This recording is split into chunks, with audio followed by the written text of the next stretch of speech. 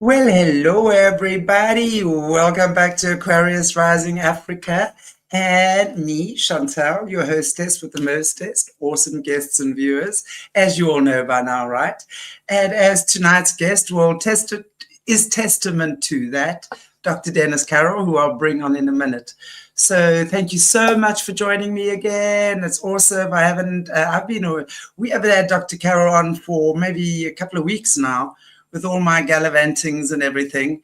But very, very happy to have you back with me, Dennis. But before I bring you on, just again, please, guys, if you can all go and vote for little Patrick.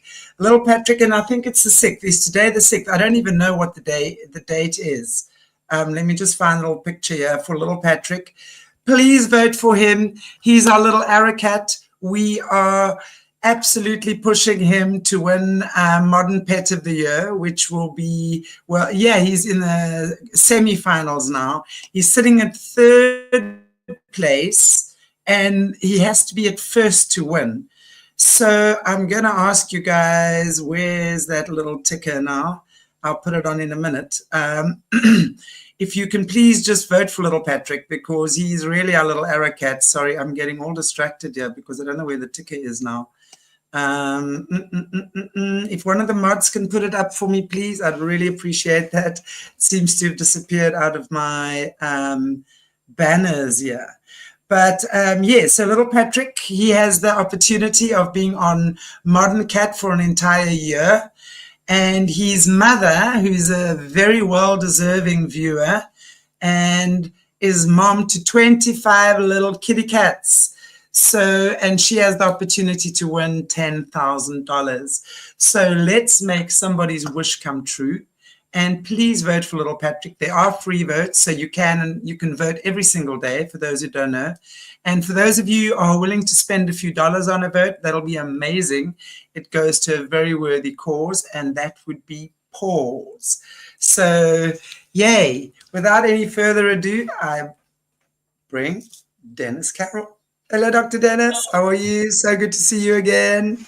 All right, good to be back again. It's been a little bit of a dry season here, definitely, but we're back at it again. And today we have one of the most interesting mysteries of the world to talk about, and that is the Knights Templar, or the Knights of the Temple. It is a fascinating mystery, definitely, and it is one that is deep in history, and Right. it's still a mystery that's ongoing to this day, definitely. Wow, there's so much. There's so much about these secret societies and stuff like that. And then I know you and I were just chatting a little bit off air first, and we were talking about the Knights Templar actually originally being a Christian society, right? And I know, sort of going back that, and I think also it would be interesting as we go along, because I know a lot of these secret societies, or can't say I know, but what I've heard. Actually were not intended for the negative, right? It wasn't intended necessarily for the dark to begin, but somehow that was also infiltrated. So yeah, I'm gonna, maybe if you just, before we get going, you can just open for us in prayer, which is always a good thing when we do these kind of conversations, and then I'll hand over to you, Dr. Dennis. Absolutely. Let's bow our heads.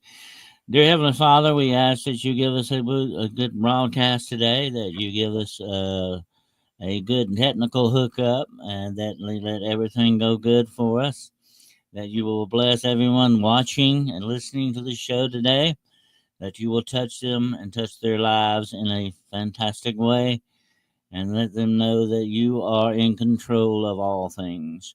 And we ask this in the name of the Father, and the Son, and the Holy Ghost. Amen. Amen. Thank you, Dennis. Indeed. May each and every one of our viewers remain blessed. Awesome Yes, to see you guys. this is a fascinating subject that we're going to get into. Everybody better buckle up for this one, because it's going to be a wild ride too. Buckle up, buttercups. Buckle up, buttercups. Got to fasten those seatbelts. Here we go.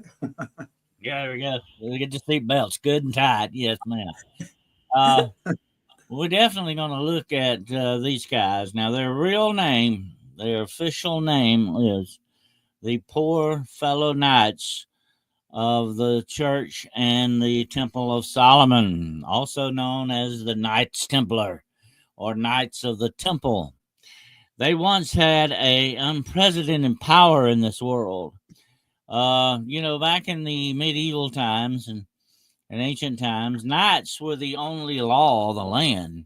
Knights Yeah, were entrusted with authority by the king or the lord, his lordship. He had his own knights. They were the law of the land, and usually they tried to rule fairly and tried to be fair to all people. They had orders of knighthood where they promised, and my favorite part of the order of knighthood is it says this: to do good to all and wrong no one. And that is what right. the true knights stood for. Yes, Although they were just men, like all other men, they had their, some of them definitely had their quirks, and some of them though were very true to this order of knighthood. Um, I'm going to say at the very outset that I am a Knights Templar. I belong to the Temple of the Knights, but it is a Christian organization basically that is involved in a lot of charity works and stuff like that. But it is still tied historically to the original Knights of the Temple. And we're going to talk, I'm going to give you a little bit of their history before we get into the mystery. And the interesting thing about the Knights of the Temple is that, like I said, they were a force to be reckoned with. They began the original banking precepts of our modern society.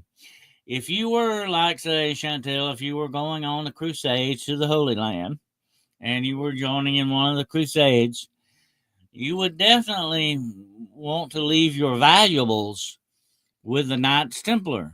In other words, they would give you a voucher for your wealth, and you didn't have to worry about thieves or robbers taking your money away from you while you were going to the Holy Land. So these guys became bankers to a certain extent, and they issued checks on this stuff.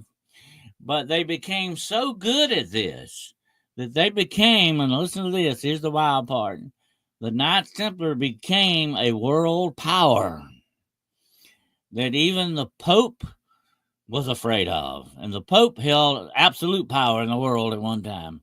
The Pope had the power of a god on this planet. And the only one that answered to the Pope were the kings. Now, the king, I think the 14th, Philip the 14th of France, was indebted heavily in debt to the Knights Templar.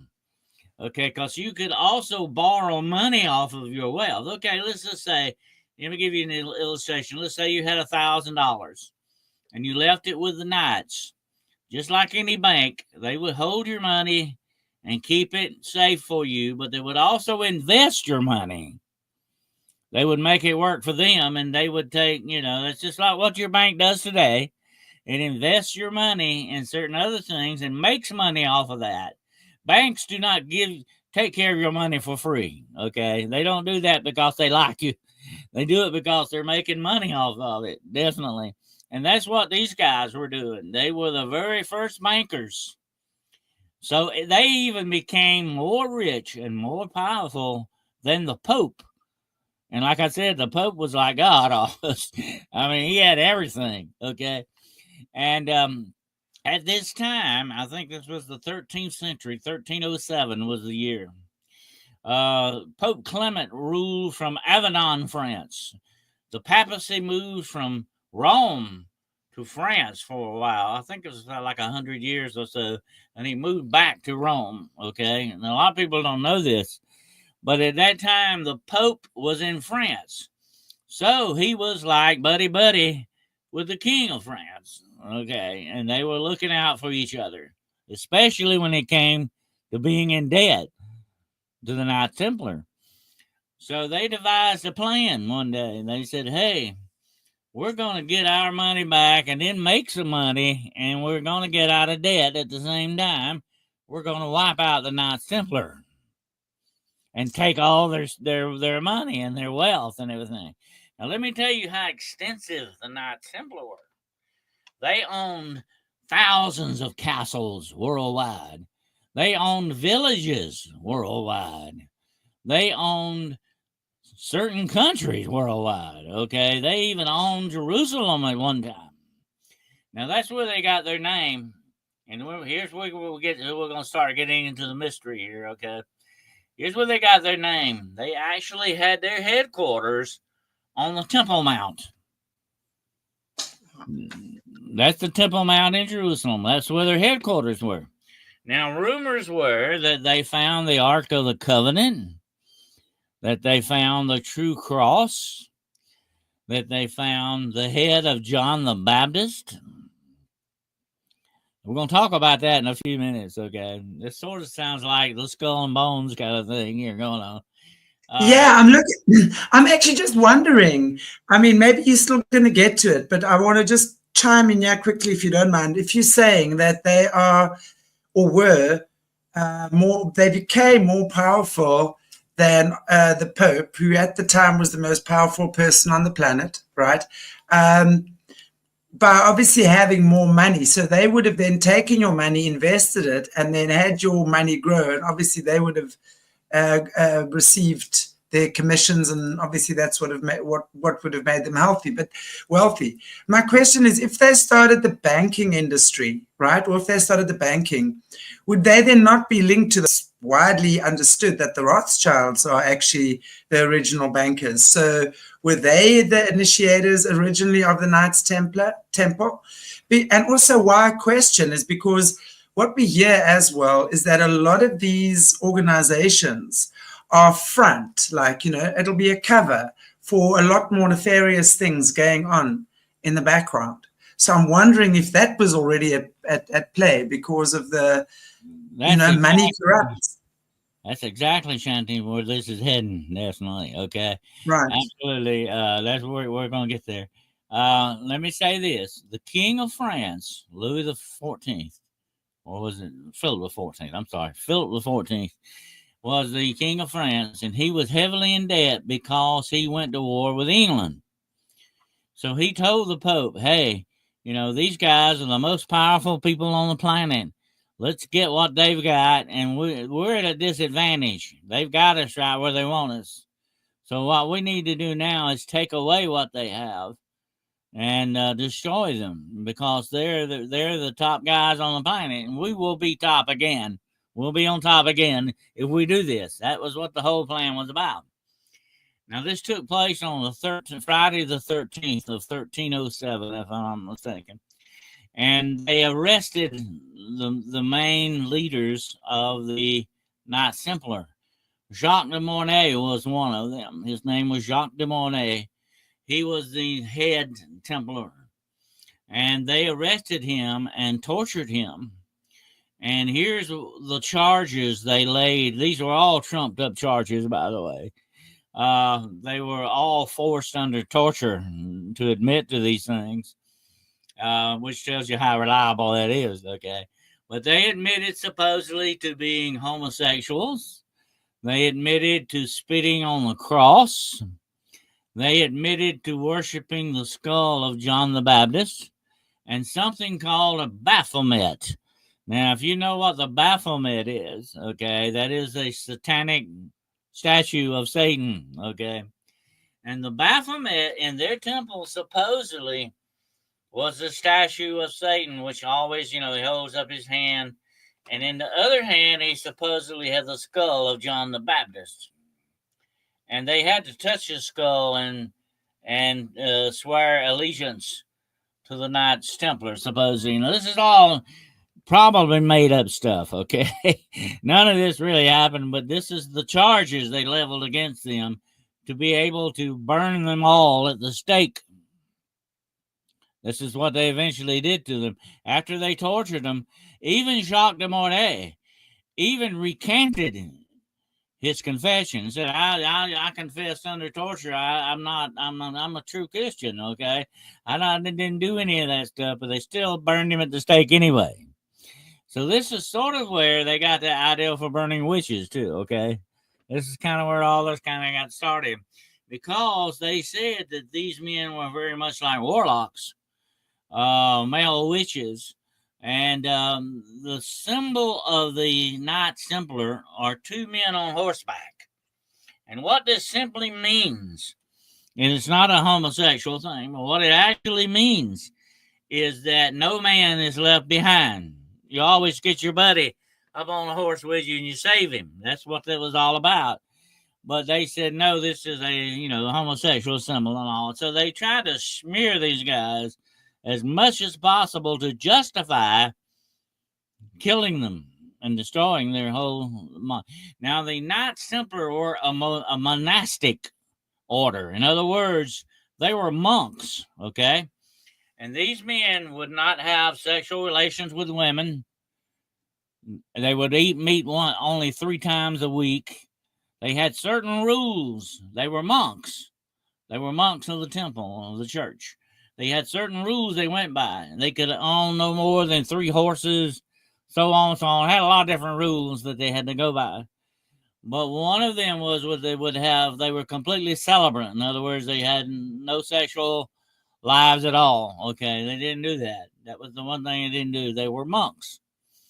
And here's the weird thing about them being monks and the Pope knowing this, because he is the one that established them as a monastic order. Still turned right around and said, "Oh yeah, you're homosexuals and all. You're doing all this other stuff, kind of thing." So it was an out and out blatant lie. Everybody knew this. Okay, everybody knew that they were being set up to be destroyed by the Pope and the King of France. Anyway, here is where we get into the mystery part of this thing. Okay, did they truly have the Ark of the Covenant? Did they really have the head of John the Baptist? Or some of these other, and the true cross and all this supposedly? They supposedly had the parts of the true cross as what they were supposed to be accused of spitting on. So what they were saying is, these guys are really worshiping Satan and not God. Okay. That's what the whole thing was about. And that's why they were spitting on the cross and, the swearing allegiance on the skull and all this stuff. Sort of like Skull and Bones, as you've heard about. Very much like that, in a way. And here's something I want to just throw at you while we're talking about this. They supposedly found the grave here. I think it's been so many years ago. They actually supposedly found the grave of John the Baptist in the Holy Land. But guess what? His head was missing. So, why is it the head? There are so many. Did they really have his head? It's interesting because I think in the last year, I was doing some shows with Bryce from Esoteric Atlanta, and she's a very good historian. I always tease her that she's our favorite nerd, right? But we were doing some deep dives on a lot of these important people as well, royal families, etc. And so many of them have their heads missing. I mean, what is that? What is the thing they have with their heads? Why would they take his head? Right? I mean, we can assume, but I just want to know. I mean, when you get to the bushes and the skull and bones thing, they supposedly have the skull of Geronimo. The Indian warrior Geronimo. That's what they supposedly had in the Skull and Bones fraternity in their college. Okay, supposedly. There is a certain thing, Shanti, about going and stealing very famous bones of people. Okay, why they do this, I don't know, but I think Saint Nicholas, he had all his bones dispersed this way. Different saints, you got the finger of a certain saint, and it's in this church over here, or whatever the situation is. They use these bones as commemoration things. They sort of say, hey, and the number one bone of the human body is what? The skull. That's the Oh, number yeah. one bone, and that's what you go after. And I do know this, and this is a side note on this, and we might ought to do a show on this sometime. But I know people that you can actually hire to go steal famous bones for you. They are real grave robbers for hire. And just say if you wanted, and I've heard this rumor that somebody who was a multi-billionaire paid a lot of money for the skull of Marilyn Monroe.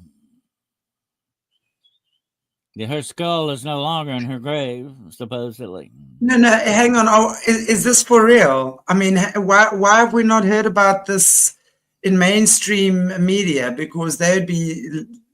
Well, I've actually seen film where people go into these tombs and actually film themselves holding, like Elizabeth Barrett Browning's skull.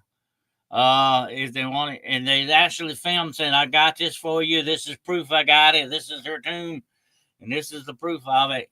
And they sell it to whoever it is for the highest bidder. There's a very big market in famous bones. Okay, and I think that may be why Shakespeare put a curse on his grave. Said, "Cursed be he who disturbs these bones." So, maybe he was thinking ahead or something. But anyway, there is a real market in this stuff. Okay. And I find it very interesting that they could not find the skull of John the Baptist. That was very strange. Of course, he was beheaded, and maybe they lost the head, or did the Knights Templar have it? That's the interesting question that remains. But anyway, we're getting deeper into the mystery now. In 1307, on Friday the 13th, they arrested all these head men of the Knights Templar, and that was sort of pretty well the end of the order. The rest of the Knights Templar fled. They got away, and I think in the harbor of Brussels there was like 7 or 8 ships that belonged to the Knights Templar that disappeared off the face of this earth. Nobody knows to this day where those ships went, but they were supposedly laden with all kinds of treasures because the Knights Templar owned the world almost, okay? They owned everything valuable in it, just about. They had tons of gold and silver and jewels. They even had the crown jewels of some kingdoms. But where did they get them from? I mean, were they. Because they went into agreement like a bank. If you were like okay, let's say for instance you were a count or a baron, and you were in debt, and you would say, "Hey, you give me some money, I'll let you have my crown jewels to hold to hold in lieu until I can pay you back." And a lot of these people forfeited on that, and So they pawned their stuff. It's like a pawn shop. They were like Templars. They were like pawnbrokers. Yeah, the Templars would get a lot of stuff like this because people would forfeit those things, the profits. And the Knights Templar were filthy, filthy rich. Every one of them. Although they were poor monks, they didn't own anything but a couple of horses and the robe on their back. They had great wealth. They held the wealth of the world. That's why the Pope hated them so much, and why the king wanted to get them so badly to get out of debt, because he owed them a lot of money. And if they could have owned France if they had forfeited on what the king owed them. So if the note came due, you had to pay them, just like a bank would be today. Matter of fact, the banks that exist today, Chantal, are exactly the same banks that existed for the Knights Templar. Okay, they just changed names. Exactly. The same banks, and the same families are involved. Let me give you a couple of names right offhand. Rothschild, that's one of them. Habsburg, that's another one. The list goes on and on. They were Knights Templar. Okay, they were families of Knights Templar. Where did those ships disappear to?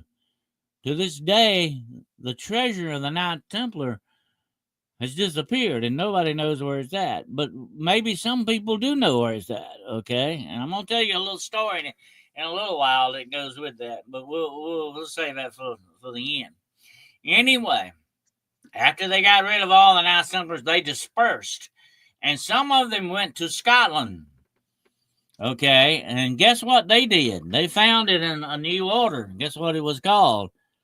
The Scottish Rite. Masons. Oh, the Masons. The Masons, yeah, and the Freemasons. And they also are the ones that founded the what's the name of that? It's a church in Scotland. The Rose. I can't think of the name of it. Anyway, Roslin Chapel. I'm sorry. Roslin Chapel is supposed to be part of the Templar thing. If you go to Roslin Chapel to this day, there's all kind of Templar marks in that.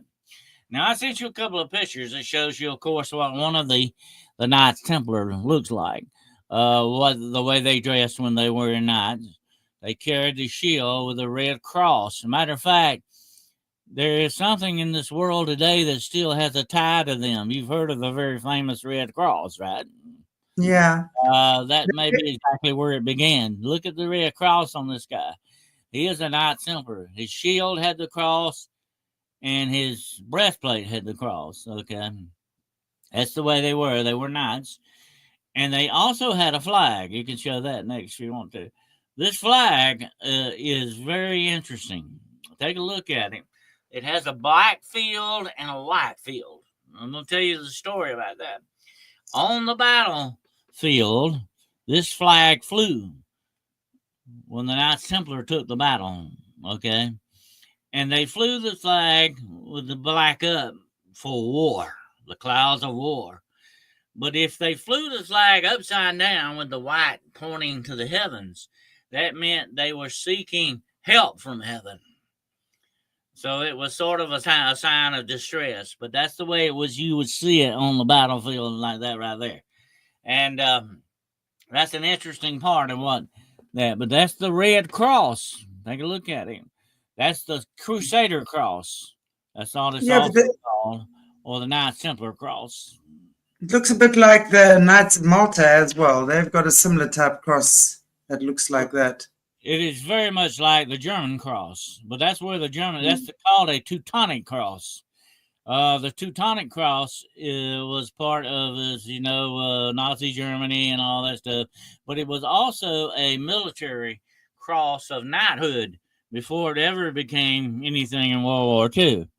The original German army actually adopted that as a chevron of knighthood. Wow. But their cross was usually black and not red. But now the red cross that you see there is the Knights Templar. And they're still, to this very day, that organization I belong to, this is their flag. This is what they fly from their headquarters. And they have headquarters all over the Western world. And like I said, they're beginning to get heavily involved in politics against certain Muslim countries that are becoming more of an influx in some of these nations. They're taking more of a political stance, more so than they have ever done before. In some ways, it's kind of good. In some ways, it's not good. Okay. It's kind of hard to explain because of the way they're coming about it and doing it in different ways. In one way, they're trying to defend Christianity. But in another way, they may not be doing it quite in a Christian way. Put it that way.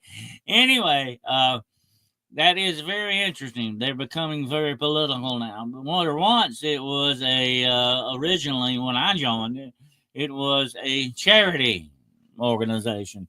But now it's becoming more political because of the different political climate in Europe today. That's the way that goes. But doesn't that tell us that they infiltrated the Dennis?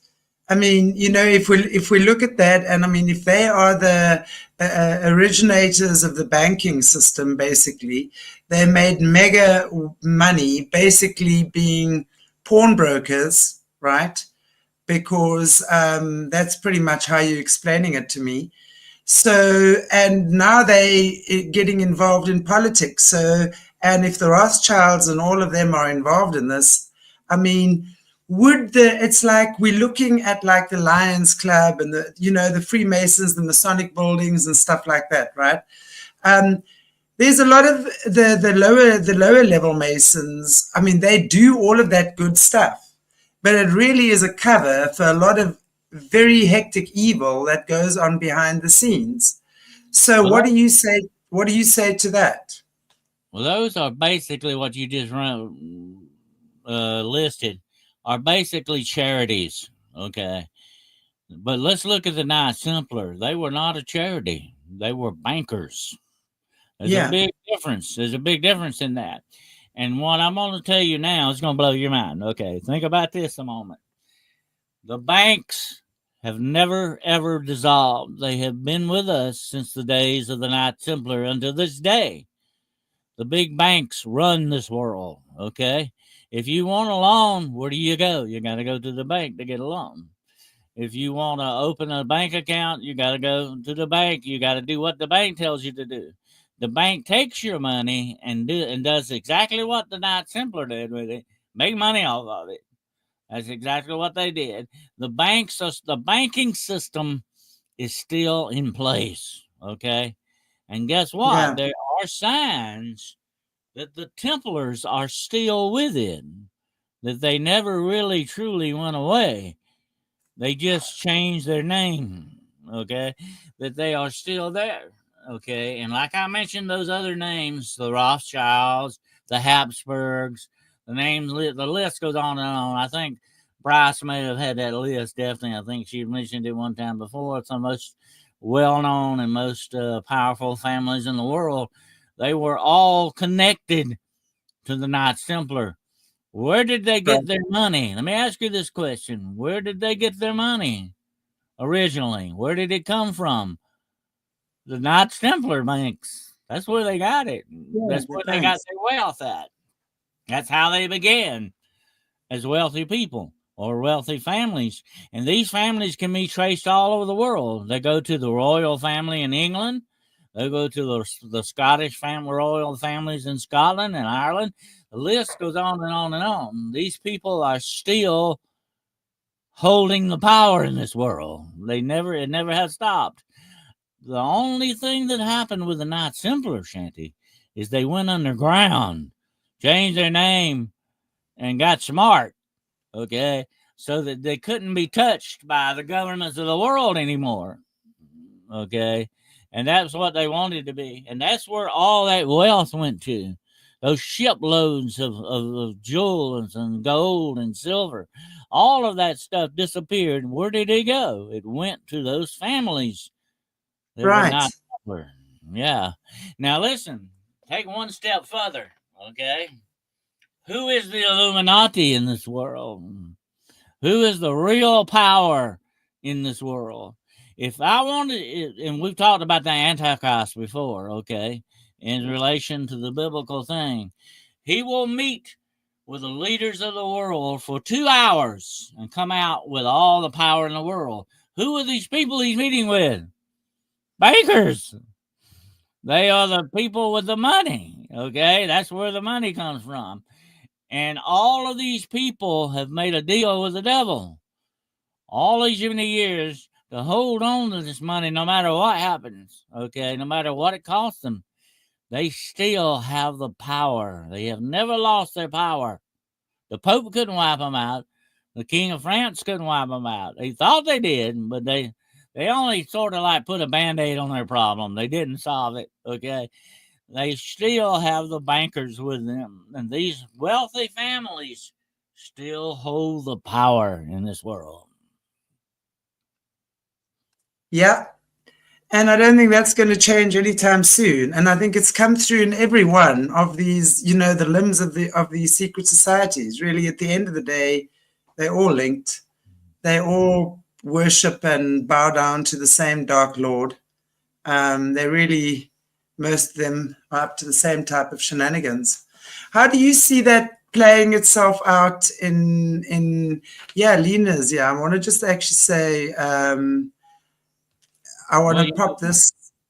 Jesus Yeah, said Jesus said something very interesting in the Bible, and it's very true. He said, the poor you'll always have with you. You know, Jesus said Yeah. that. But also, here's the other thing: the rich you'll always have with you too. That's just the way that goes, and they're going to always hold their power. They're not going to turn it loose, and because they're the ones that are holding the reins. Let me tell you a quick story. All right. I think it was the year 1420 something. 1420, there was a courier who got struck by lightning in Berlin, Germany. I think it was Berlin. He got struck and killed by a bolt of lightning. And they found papers on him that mentioned a name, an Italian name. You know what it was? Illuminati, the illuminated ones. And Yeah. guess what stamp it had on that paper? The Knights Templar. Yeah. That was 1400 and something. They were still active in this world, and it's still going on to this very day. Now, let me tell you another quick story about where I'm sitting at right now, and I'm going to make this brief as possible, but it's going to illustrate a point for you. Right where I'm sitting right now, there is a legend in this town that during the Civil War, certain very well off families divided Confederate gold between them. Yeah. Okay, and they made an agreement that we're going to look out for each other and we're going to support each other because we all got a hand in this gold. Okay, we're all going to look out for each other. We're going to sign a list. It's called the Covenant List of South Carolina. You can watch. It's a movie about it too, by the way, and the movie is called The List. If you ever get a chance, you need to watch it. It is a great movie. But the reason I'm telling you this legend is because this is very much what the Knights Templar families did. Okay. Now, according to the movie, they just moved it from where I'm at in the upstate of South Carolina to the coast of South Carolina. And they made it the Covenant List. And everybody that signed this list, Shanty, had to sign it in blood. Yeah. They made a blood agreement with each other that they would uphold each other with this goal, okay? The reason I'm telling you this story is that is the way the Knights Templars actually did when they dissolved and kept their banking quota going. They made an agreement. The Rothschilds made an agreement with the Habsburgs and so on and so on. They all got together and said, we will watch out for each other. It'll be like a closed fraternity. We are the illuminated ones. We are the very best in this world. We're the smartest. We're the best. We have all the money. We have everything. We run this world. We are the Absolutely. Illuminati, the illuminated ones. Yeah. We will look out for each other. We'll sign this list. By the way, don't ever sign anything in blood, okay? That's not And we'll a keep good it a idea. secret. If anybody ever wants you to sign anything in blood, get back to me later, okay? We'll talk about it. But anyway, never ever sign anything in blood. But that's exactly what they did, and they agreed to look out for each other. So they have a closed little fraternity, if you want to call it that. They got their own little club. All these banking families. And the list goes on and on. There are a lot of them in this country. There are a lot of them in Europe. They're all connected to the royal families. The list goes on and on. And some of them even supposedly, I don't know how they come out with some of this, actually connect themselves to Jesus Christ. Back in history, they say, oh, we're descended from him and so on and so on. Anyway, they have their own closed society. They still are the power in this world. The Templars have never gone away. They just changed their name. Now, a lot of stories say that they are running everything in the background. They're behind media. They're behind all the sports. They are loaning money to all the countries, and that includes the communist countries, along with the free countries. Whatever the situation is, money runs this world. Listen to this very closely. Money runs this world, and the Templars run the money. Yeah, absolutely. And that's why, as long as there's money, there's control, right? Mhm. And and as long as there's a problem, an opportunity to abuse that, they're going to. Yeah. And that's where the power lies in this country. And the Rockefellers know it, and all of them know it. They're all in this together. They're looking out for each other, and they have undue influence over governments, not just the banking parts. Just they have influence over Yeah. governments. They have influence over the very big corporations. They own most of them. Uh, the list goes on and on. They have power in all these things, and they are the ones who will give the power to the Antichrist. In the end, Hmm. at the end of the days, why? Because they are the system. They are the system that's still been in place ever since 1307. This system has been in place. Well, actually, it started in the 11th century, by the way. It's been in place ever since then. They have never released the power. They still have that power, and they still hold that power very close to themselves. But they have that agreement with each other, and they will make sure that they run everything. They are the illuminated ones, the Illuminati, which is Italian for illuminated ones. They think that they are smarter, better. They are, in other words, they're like, Nazi Germany was with the Aryan race. They think that they are the supreme race on this planet.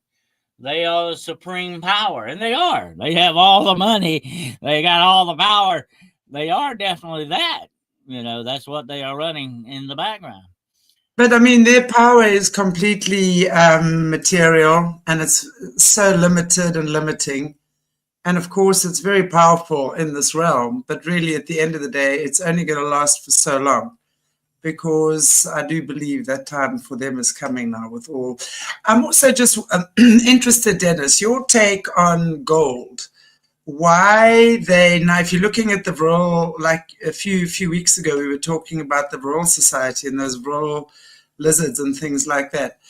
I'm sure, obviously, this is all linked, right? Because it's all about usurping that energy or harnessing that energy to be able to control every aspect of the masses and of this planet, right? Yeah. So gold is a very important thing for them. What is your take on why gold, especially gold, is so important for them? Do you know anything about that? Well, yeah. I'm sure the gold is the standard that they go by. Okay. Put it this way: if I were to offer you a big pile of paper money or a big pile of gold, which one would you take? I would hope you're smart enough to take the gold because that will stand the test of time. Okay. And what is even better than gold is land. Real estate is even better than gold and diamonds. Okay.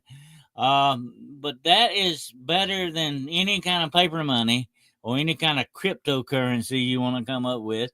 Gold is the standard by which all these people go. And that's supposed to be a lot of gold in Fort Knox. I don't know if it's still there or not, but all of these different gold standards are what they judge their wealth by. Okay. So if you were to say to me today, Dennis, I'll give you all the money you want. What do you want it in? I'll take gold. Thank you. Give me all the gold you got, because that will last and never devalue. Gold never. It may drop slightly and perceptibly, but very little. It never goes down. It usually always increases. Gold and silver, but gold's better than silver. Okay, but that's what you want to go by, and that's what they hold to that. That's what they hold at that. So you can forget about Russian rubles or American dollar bills or British pounds. What really runs this world is gold, and the more gold you got, the better off. And that's what these families still hold to. They still hold that gold. They still have that Templar, and for all we know, vaults of this Templar treasure that they still own. They still have the jewels. They have all that stuff. I doubt it. I don't doubt one bit. But here's the interesting thing we got to look at. And what I just said earlier, they are the system. Okay. And what is the number one thing that rules in this world? The system. You are a slave to the system. I don't care how much you come up to me all day long and say, oh, I'm a free person, I'm a free person. No, you're not. You are a slave to the system. You are born a slave, you will die a slave to the system. And the system is based on what? Gold and money. That's what it's all about. That's where the power is. Okay. And that's where your power base is. You can tell popes what to do. You can tell King Charles what to do, because if you got the power, you got it. Okay. And the system is the power. And that's why I say the Antichrist is not just a man. He is a system. Total system, yeah. Yeah, he is a system Mm. of doing stuff. And when I talk about the end of the world, you know, we've talked about this before. I'm not talking about this world blowing up into smithereens and the sun blowing up on us. I'm not talking about that. When you talk about the end of days, you're talking about the end of the world system. Yeah, for sure. The world as we know it. The world system that we have right now, the Templars knew it. The Rothschilds know it. King Charles knows all about it. Okay. They all know that the world system is the king of this world. Yeah. And he runs everything. And if you're not part of the system, then you're part of the problem. That's the way they look at it. And if you're not part of that system, you're not paying taxes, you're not investing in that system, you're nothing to them. That's it. You're just, you know, you're wasted. And they will waste you. Then they just use you for loosh. If you're not productive to the system, then the system will throw you out. That's the way it works. Yeah. And you got to remember that the only thing that's keeping some people alive in this world is probably Social Security, okay? Because they still got a lot of money, they still got that. But eventually, they want to lock down this system completely. So that they will, right now, they've got probably like maybe 92% power over the system. They want 100% power. And the only way they're going to get that is one day they're going to say, well, now, Shanty, if you don't go to your social meeting next week, we're going to lock down your bank account. That's where we headed. What are you going to eat next week? What are you going to do next week? If you don't do what we tell you to, you don't eat. Everything is controlled. Yeah, for sure. Yeah. But that's exactly what they want. And you hear about all these people like Bill Gates and all this stuff. What are they talking about? Social control. That's what they're talking about. Over how many children you have, how many pets you own, how much money you got in the bank, and your access to that money. That's the way it's going to work. And when they eventually get you, look what happened to a certain thing that happened to us a few years ago when everybody started having to wear a mask and all this stuff. Look what happened, how they locked the world down. Well, now they say, you know, that worked really well. Let's do it again. It's coming. That will definitely happen again.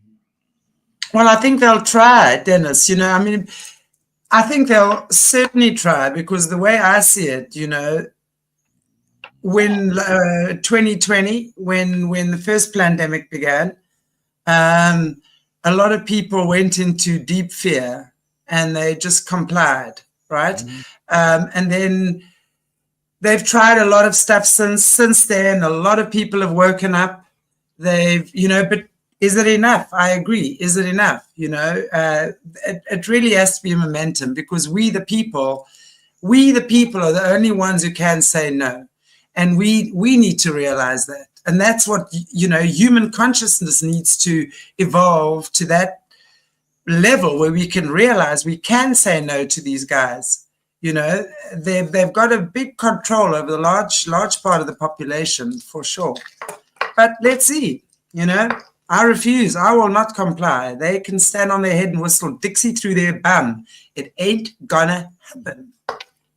Yeah. Well, you got to look at it this way too. What is the number one weapon that they can utilize against you?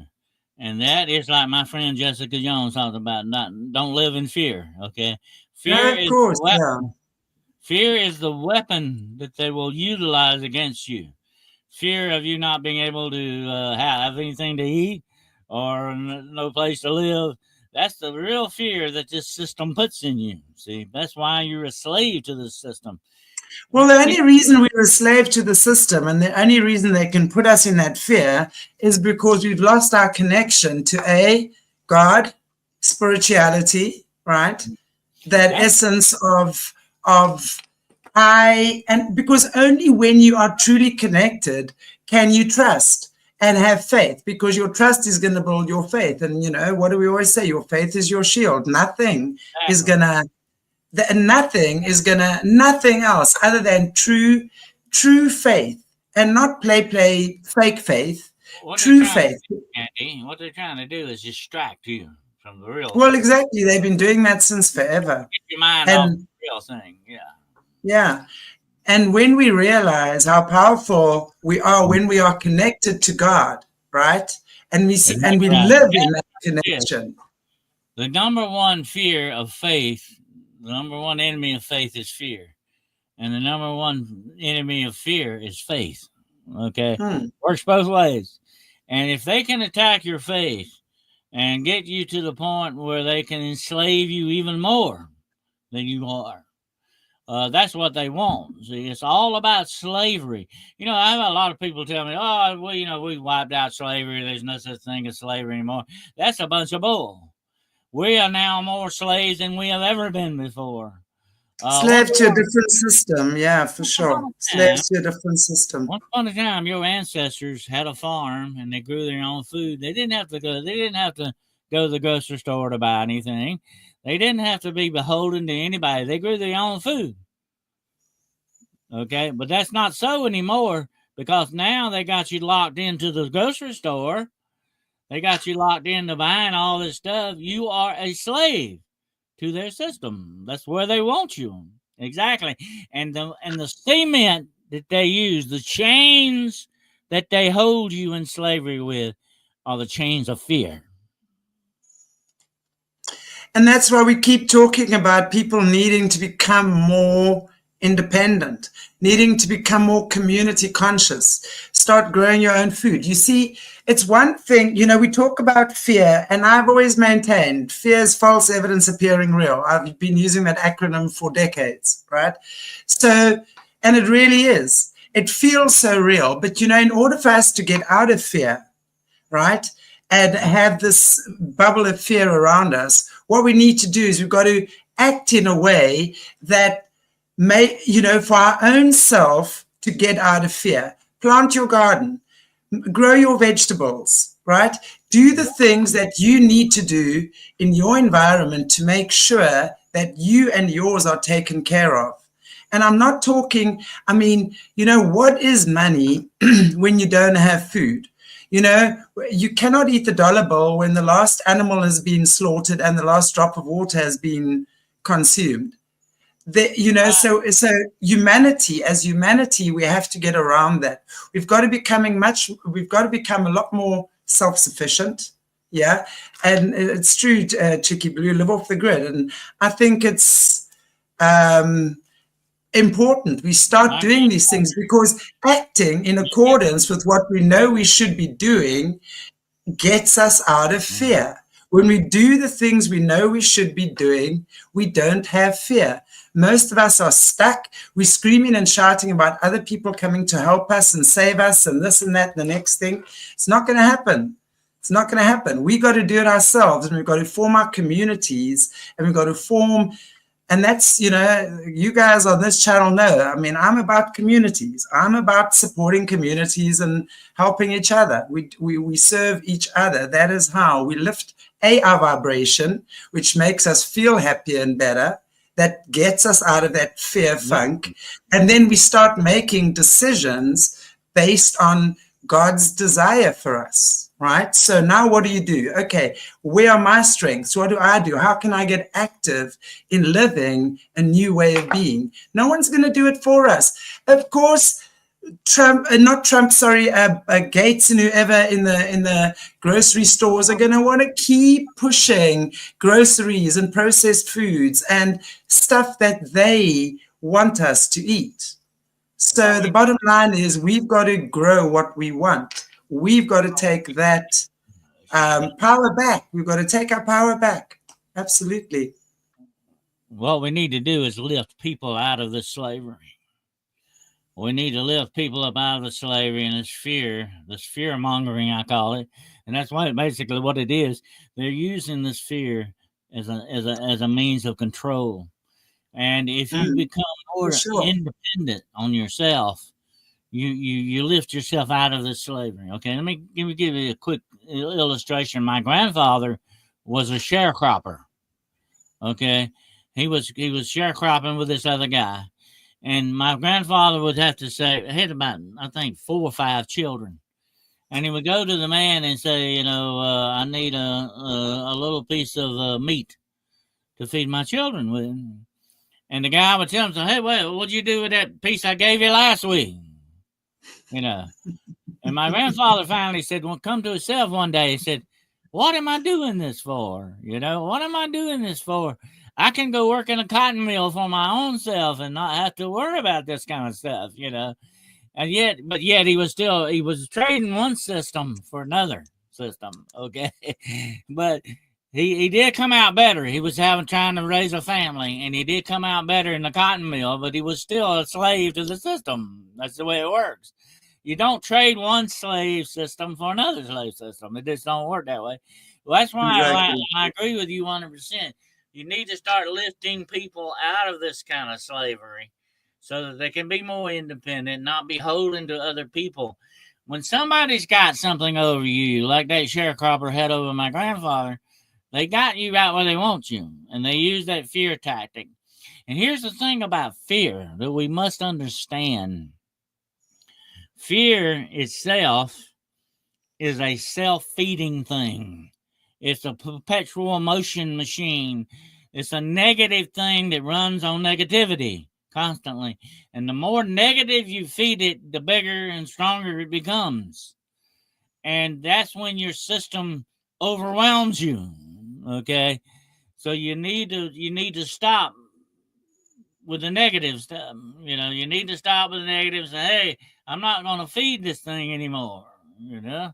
I'm going to starve it and cut way back on this negativity that is putting in my life, And we have to understand that if we raise our vibrational level above the negative into the more positive aspects of things, you've got a better outlook on things. You're lifting yourself up out of this slavery of this system. That's the way you need to do it. Fear is the killer. Fear will kill you, not only just your life, but it will kill your dreams. It will kill your hope and your aspirations. It does a lot of things to you, very bad things to you. That's why you need to actively combat and push back against the fear.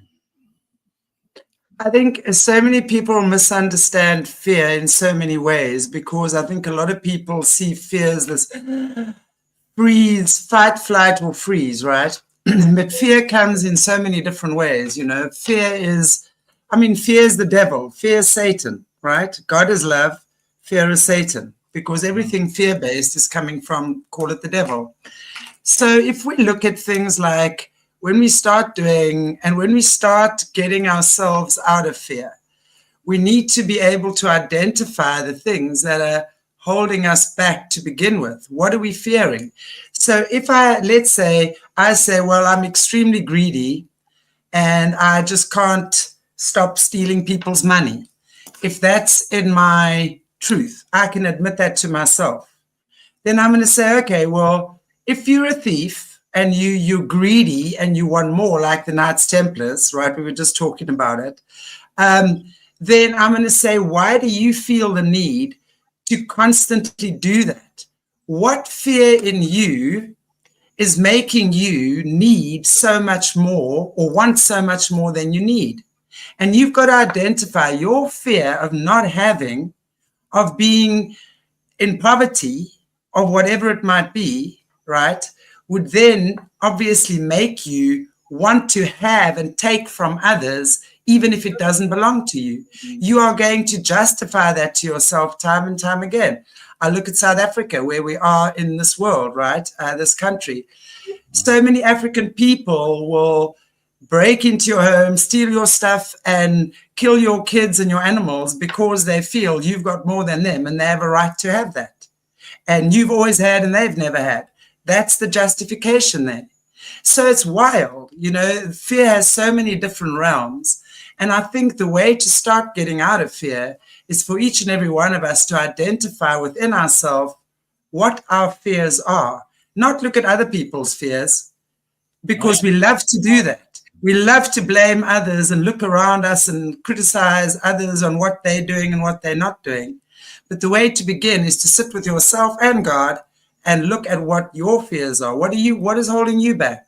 Why do you keep having certain things repeat themselves in your life? What in you is drawing that to you? Because that's really what happens, And when we start looking like that, things start taking on a very different flavor, if you want to call it that, right? So we've got to look at ourselves. We've got to look at healing ourselves. And when we start doing that, we start then looking at those around us. We start working in our communities. That fear that we have of the government or whoever, politicians controlling our lives, then starts going, because we realize when we work together, we have more than enough, more than enough. They've led us to believe that there's scarcity consciousness or scarcity on this planet. So, Absolutely. yeah. I tell people a lot of times, especially being a monster hunter and being into cryptid stuff and all that stuff, they say, "Don't you ever get scared of anything?" Doesn't even, I've been in some pretty scary situations too in my time. But here's what I always tell people about fear. Okay, and this is what you got to kind of wrap your mind around it for a little bit. H.P. Lovecraft said that the most strongest fear known to mankind is the fear of the unknown. Okay, and once you realize that and you study something and investigate it for yourself and look at it, it becomes more known to you. Okay, and the more you know the fear, the less power it has over you. Absolutely. The more you learn about it, the less power it has over you. But another thing is, you got to remember that faith in a higher power will take you out of your fear.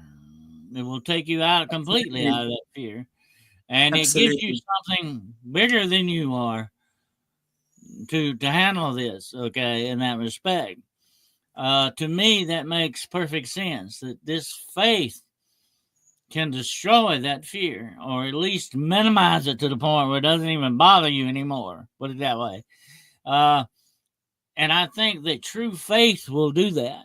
And that's why, as a child, you might remember as a child, depending on what your childhood was, you didn't question what mom and dad was going to give you something to eat, or put a roof over your head, or put clothes on your back. You didn't question that. You just knew they were going to do it. That is a childhood-like faith, okay? A childlike faith that the Bible talked about.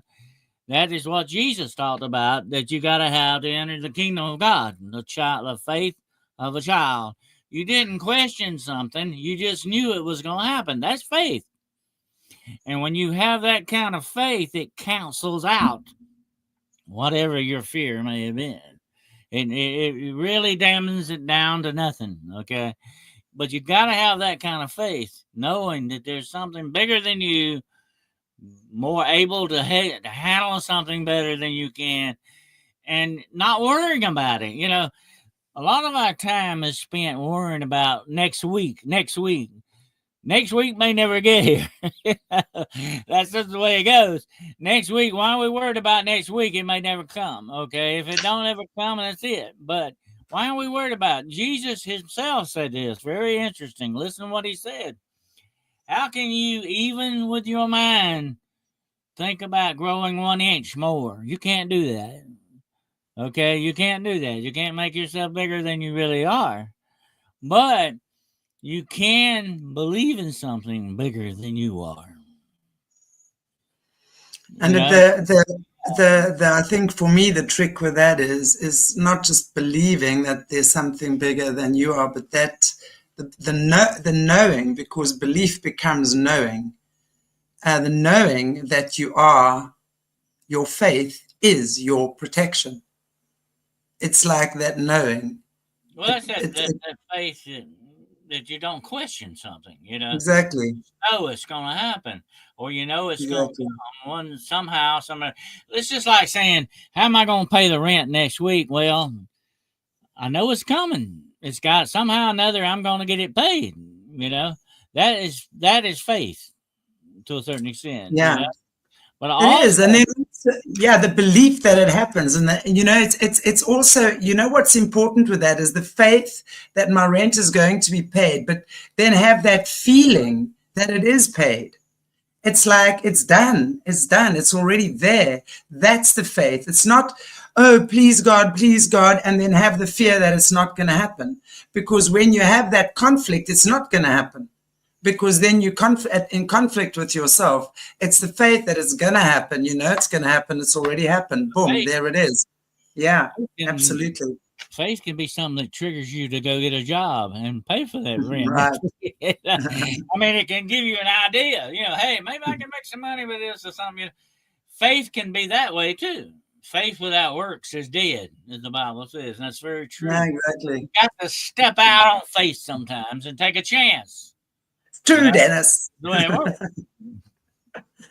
It's so true. It's so true. And the more you do, the easier it becomes. It's like bite-sized chunks. The more you do things, that as you step into faith and out of your comfort zone, that's when things start changing. Really does. Start believing. Yeah. Yep. Wonderful.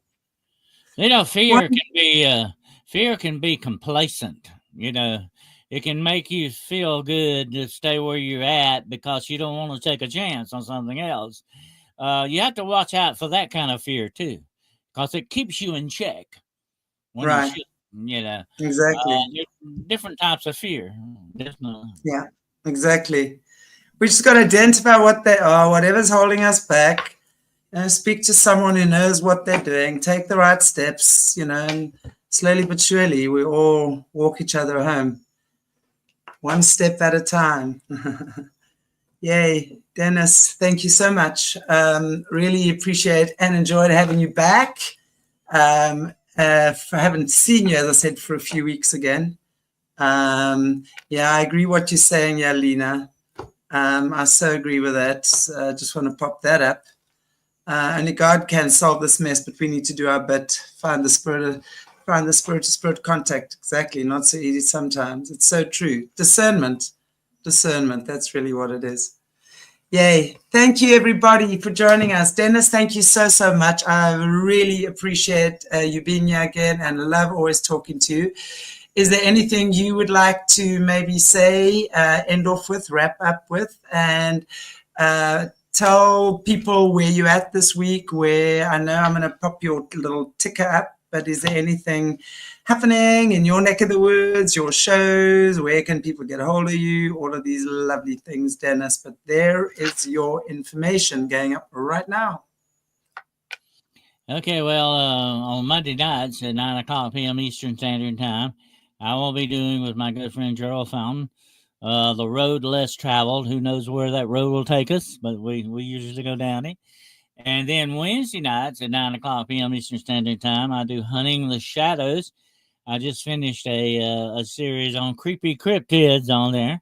I hope I didn't creep everybody out too much. Anyway, Friday night, I do Paranormal Point of View at 9 o'clock p.m. Eastern Standard Time. My books are available on Barnes & Noble and Amazon. Just look up DennisWCarroll.com is my website. And if you want to get in touch with me, you can also get in touch with me at denniswcarroll@gmail.com.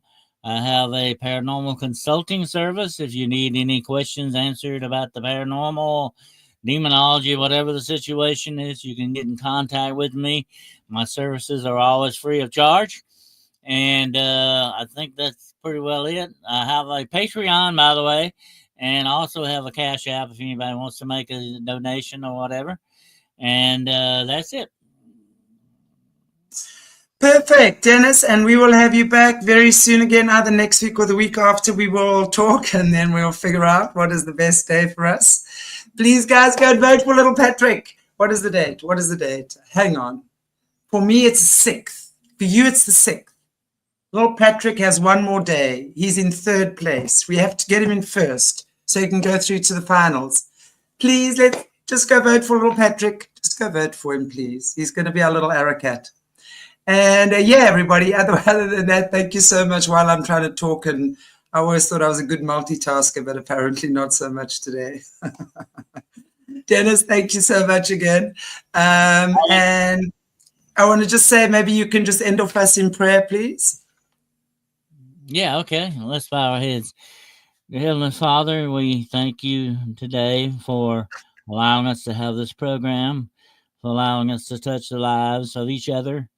We ask that you will give us faith, that you will give us hope to lift ourselves above the fear in this world, that you will bless us, that you will protect us, empower us with discernment, and give us the protection that we need in our lives and our going out and our coming in. We ask this in the name of Jesus Christ, and in the name of the Father, and the Son, and the Holy Spirit. We humbly pray. Amen. Thank you so much, Dennis. And again, thank you, everybody. I appreciate you all for joining me. And for those of you supporting this wonderful channel, again, I appreciate you so much. Please join our membership. Lots of cool things coming up on the membership channel. I'll be making announcements on the next few days. We probably got our first membership event happening next week. So join the membership and Patreon, and thank you so much. We are also, gosh, I never actually say where people can get hold of us. We're on Instagram, we're on Twitter, we're on Facebook, we're on YouTube. Where else are we? I think that's all. I hope that's all. Patreon as well, yeah. If you'd like to buy us a copy or support our channel, please look in the link as well. In the description area below, everything is there. We're also doing a business shout out for our members. So any one of the members, either a Patreon or a member on the channel, you got a business, you want a shout out, send me your details and I'll do the shout out for you. We're going to be doing a new Make-A-Wish as well. So anyone who feels that there is anyone who is in dire need that we can possibly do a shout out for on the channel, please give me, just pop me an email and we will get that sorted. Thank you, everybody. God bless you all. And I'm not seeing you until, I think, next week. So I'm chilling. Okay, bye. Mwah.